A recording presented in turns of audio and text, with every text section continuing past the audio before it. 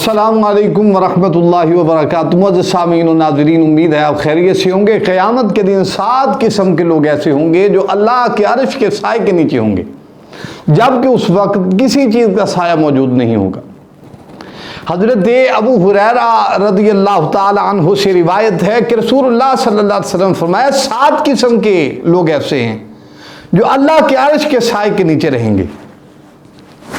और पहले नंबर पर वो इंसान होगा इंसाफ करने वाला हाकिम, जो अल्लाह की ज़मीन पर अदल करता हो, इंसाफ करता हो। दूसरे नंबर पर वो नौजवान जो जवानी में अल्लाह की इबादत करता हो, और जवानी की इबादत ऐसी इबादत है जिसकी कोई रीस नहीं है। बुढ़ापे में इंसान आ सकता है दुखों से परेशान होकर, परेशानियों से परेशान होकर, और आफतों से घबरा कर वो अल्लाह की चौखट पर आ भी सकता है। ये कोई बड़ी बात नहीं है। अगर जवानी में आए तो उसकी जवानी के क्या कहने, उसकी तौबा के क्या कहने। अल्लाह अकबर। इसके बारे में एक हदीस में आपको पेश करता हूँ। हदीस शरीफ जो है वो उसका लुबे लुबाब ये है, जब एक नौजवान अल्लाह से तौबा करता है, मशरक से लेकर मगरिब तक तमाम जितने कब्रिस्तान होते हैं तमाम के अजाब हटा दिए जाते। अल्लाह अकबर। वो तीसरे नंबर पर वो आदमी जिसका दिल मसाजिद के साथ मुअल्लिक हो, हर वक्त उसका मस्जिद के साथ जो दिल लगा रहे, हर वक्त वो ध्यान उसका अल्लाह के घर में रहे। और ये जन्नत का एक हिस्सा है। अल्लाह का घर जो होता है वो मस्जिद कहीं भी हो, किसी की भी हो, वो जन्नत का एक हिस्सा है। दूसरे नंबर पर वो आदमी अर्श के साए के नीचे रहेगा जो अल्लाह के घर के साथ हर वक्त मुनासबत रखता है।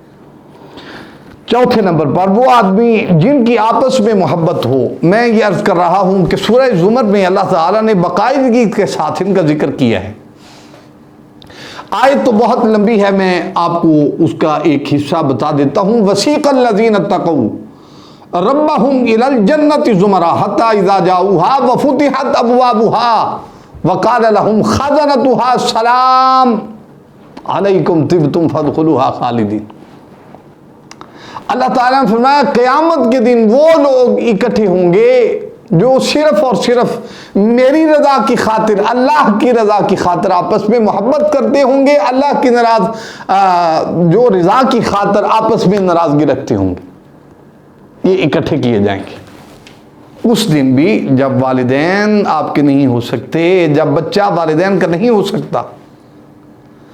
जिन दोस्तों के साथ हम आज रहते हैं, अपने वालिदैन की नाफरमानी करते हैं, वही दोस्त उस दिन आपके सगे नहीं होंगे। जिनके साथ अब हम दुनिया में मोहब्बत का तकाजा रखते हैं, वो मोहब्बतें दूर हो जाएंगी, वो करीब नहीं आ सके। कोई आपका साथी नहीं होगा। आप होंगे और आपके अमाल होंगे। लेकिन अल्लाह ताला ने क्या खूबसूरत यहाँ पर नक्शा पेश किया है। अल्लाह ताला ने फरमाया वो लोग जो मेरी रज़ा की खातिर, दुनिया में है बहुत सी ऐसी जमातें हैं, ऐसे लोग हैं जो अल्लाह की रज़ा की खातिर आपस में मोहब्बत करते हैं। और यहाँ ये अल्लाह ताला ने फरमाया है कि वो लोग भी अर्श के साए के नीचे होंगे। 5वें नंबर पर वो आदमी जिसको ख़ानदानी हसीन और जमील औरत जो है वो गुनाह की दावत देती हो, और वो अल्लाह के खौफ से डरते हुए उससे दूर चला जाए, उससे दूर हो जाए और उसको पास ना आने दे, ना खुद पास जाए, तो अल्लाह ताला कहते हैं ये बंदा भी मेरे अर्श के साए के नीचे होगा। अल्लाह अकबर। जो इस वक्त बहुत ही नहायत मुश्किल तरीन वक्त है, जब आँखें ज़िना में डूबी हुई हैं, कान ज़िना में डूबे हुए हैं, चेहरा ज़ुबान हर चीज़ गाफिल हो चुकी है। ये सोशल मीडिया का दौर है, ये बदतमीज़ी का अरूज पाने वाला वक्त है, जिस वक्त में हम बुराई की तरफ तो जाते हैं, रसूलुल्लाह के फरमान की तरफ नहीं जाते। एक मिसाल है, मैं आपको मिसाल पेश करता हूँ। ये हदीस रसूल अकरम है, हम इसको वक्त नहीं दे सकते। डांस हो, फिल्म हो, ये गाने हों, इसको हम सारा सारा दिन लेटे रहते हैं, सुनते रहते हैं, नेकी का काम नहीं करते। نیکی کا کام کرنا بہت مشکل ترین کام ہے، یہ جو لوگ قبول ہوتے ہیں وہی کرتے ہیں۔ اور چھٹے نمبر پر وہ آدمی جو اس قدر خفیہ طور سے صدقہ کرے کہ دائیں ہاتھ سے کرے، بائیں کو خبر تک نہ ہو۔ اب آپ خود بتائیے، آج کا دور ایسا ہے جس میں ہم تو صدقہ دیتے ہیں، ساتھ ساتھ ایک آدمی کھڑا کیا ہوتا ہے، اس کو کہتے ہیں تصویریں کھینچو، ہم نے سوشل میڈیا پر پھینک دی۔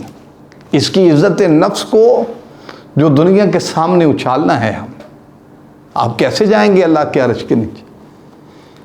آپ صدقہ کرنے کا کوئی ایسا طریقہ نکالیں جو حدیث رسول اکرم رحمت عالم صلی اللہ علیہ وسلم کے یہ سائے کے نیچے لکھا ہوا ہے۔ حدیث میں یہ الفاظ ہیں، اگر ایک ہاتھ سے دیا ہے تو دوسرے ہاتھ کو معلوم تک نہ ہو، چلو معلوم بھی ہو، مثال کے طور پر کسی کی عزت نفس کو خطرہ تو نہ ہو، وہ کسی کے سامنے کسی کو شرمندہ تو نہ کریں، کسی پردہ پوش خاتون کو شرمندہ تو نہ کریں، کسی بچی کو شرمندہ تو نہ کریں۔ ان بچیوں کو گھر میں دینا چاہیے تھا، ان کو بازاروں میں لا کر کسی کے سامنے کھڑا تو نہ کریں۔ اس بات پر آپ کو غور کرنے کی ضرورت ہے۔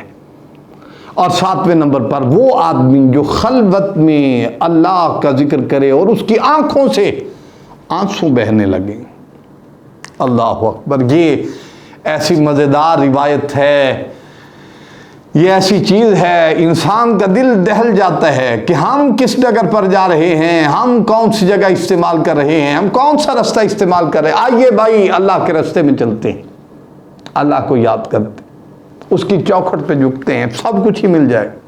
اتنی تنگی کے حالات میں اللہ تعالیٰ ایسے ہمیں کنارے عطا کرے گا، آپ سوچ نہیں سکتے۔ آنسو جاری ہو جائیں۔ اور اس آنسو کے بارے میں ایک روایت چھوٹی سی پیش کر کے آگے جانا چاہوں گا۔ قیامت کے دن ایک ہی پانی ہے جو دوزخ کی آگ کو پیچھے لے جائے گا، میلوں دور لے جائے گا۔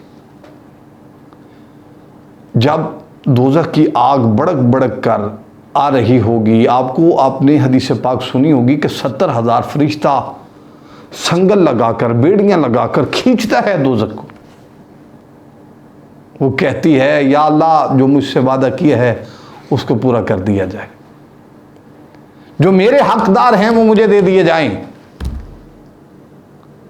ایک فرشتہ پانی لے کر آئے گا، ایسے چھینٹا مارے گا، وہ میلوں دور چلی جائے گی۔ لوگ پریشان ہوں گے یہ کون سا پانی ہے؟ تو کہا جائے گا یہ ان گناہگاروں کے پانی ہے جو میرے خوف سے روتے تھے، ان کا پانی بھی سنبھال کے رکھا ہے، اللہ تعالیٰ نے وہ بھی ضائع نہیں کیا۔ لہذا ہمیں یہ چاہیے کہ ہم اس کی کوشش کریں۔ حضرت عائشہ صدیقہ رضی اللہ تعالی عنہا نے سوال کیا، یا رسول اللہ آپ کی امت میں کوئی ایسا بھی ہے جو بغیر حساب کتاب کے جنت میں داخل کیا جائے گا؟ تو آپ صلی اللہ علیہ وسلم فرمایا ہاں، جو اپنے گناہوں کو یاد کر کے روتا ہو۔ اللہ اکبر۔ اس کے بارے میں ایک شعر ہے، بہت ہی خوبصورت شاعر نے کہا ہے، اس دل پہ خدا کی رحمت ہو، جس دل کی یہ حالت ہوتی ہے، ایک بار خطا ہو جاتی ہے، 100 بار ندامت ہوتی ہے۔ اللہ اکبر۔ ہمیں ندامت کی ضرورت ہے، ہمیں خوف الہی کی ضرورت ہے۔ اس کے بارے میں اگر آپ کا دل نرم نہیں ہوتا تو میں آپ کو ایک گزارش پیش کرتا ہوں۔ حدیث نعمت کے طور پر آپ درود شریف کی کثرت کریں، درود شریف اتنی کثرت سے پڑھا کریں، اتنی کثرت سے پڑھا کریں، اتنی کثرت سے پڑھا کریں کہ آپ کا چہرہ بھی نورانی ہو جائے، آپ کے جسم میں نور ہی نور ہو، اور اللہ تعالیٰ آپ کی ہر دعا کو قبول فرمائیں گے۔ امید ہے آج کی یہ حدیث پاک آپ کو ضرور آپ کی زندگی میں کام آئے گی۔ اللہ کریم آپ کو بھی عرش عظیم کا سایہ نصیب فرمائے۔ السلام علیکم ورحمۃ اللہ وبرکاتہ۔